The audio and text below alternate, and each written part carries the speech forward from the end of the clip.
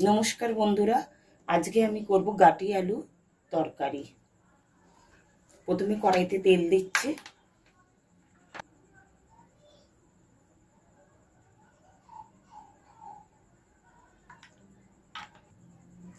কড়াইতে তেল দিলাম, আর আমার ফোড়নে লাগছে এই যে তেজপাতা, জিরে আর শুকনো লঙ্কা ফোড়ন দেবো। আর এখানে মশলা কড়াই আছে, আদা বাটা, লঙ্কার গুঁড়ো, জিরের গুঁড়ো, ধনের গুঁড়ো, হলুদের গুঁড়ো, নুন, মিষ্টি দেওয়াই আছে। একটু টমেটো দেবো, আলু তো আছে, আর এই গাটি কচু,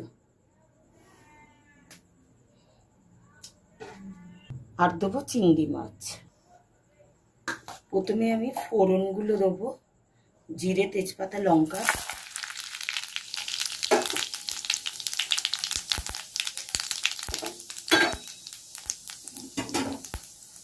এগুলো একটু ভেজে নেব।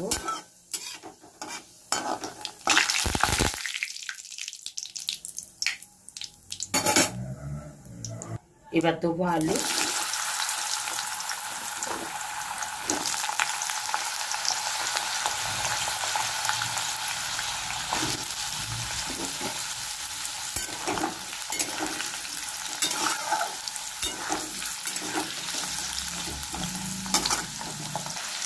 তারপরে আলু আর গাটিটা একসঙ্গে আমি হালকা করে ভেজে নেব।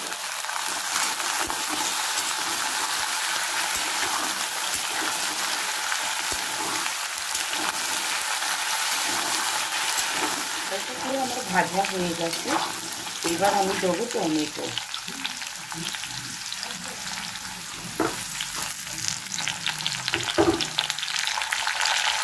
একটুখানি নুন দেবো যাতে টমেটোটা গলে।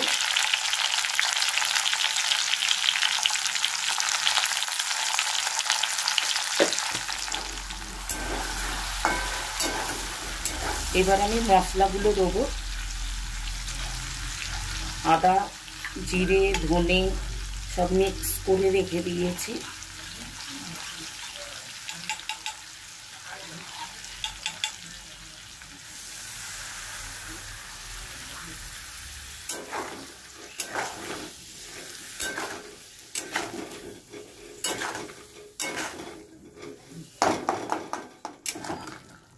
এই যে আমি গাটি আলুটা মশলা দিয়ে কষাচ্ছি, এখনই আমি চিংড়ি মাছটা দেবো।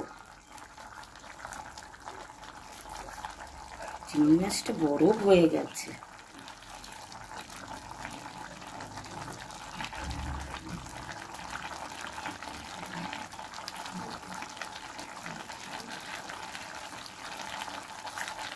বরফে ছাড়ানো যাচ্ছে। এই চিংড়ি মাছগুলো দিয়ে দিলাম, এর সঙ্গেই কষাবো। চিংড়ি মাছ ঢেকে ঢেকে কষাবো।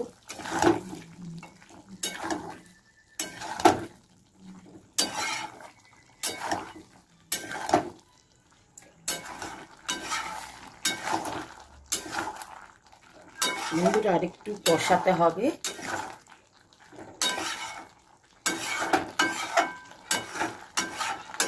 কষানো হয়ে গেছে। এবার আমি পাশে গরম জল করে রেখেছি, গরম জল দেবো।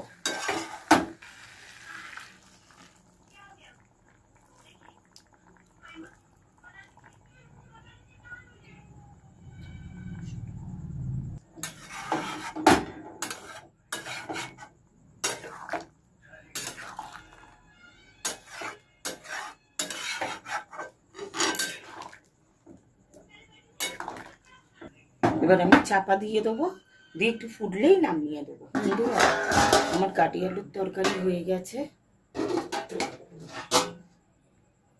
এই দেখুন, চিংড়ি মাছ দিয়ে গাটি আলুর তরকারি। এবার আপনাদের পরিবেশন করে দেখাচ্ছি।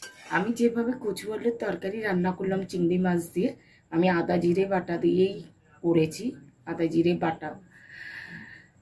তা আপনারা এইভাবে খেয়ে দেখবেন কেমন লাগে। আমি পেঁয়াজ রসুন দিইনি, আমরা ম্যাক্সিমামই কচু মানে আদা জিরে বাটা দিয়েই খাই চিংড়ি মাছ দিয়ে। আমাদের কচু মানেই চিংড়ি মাছ।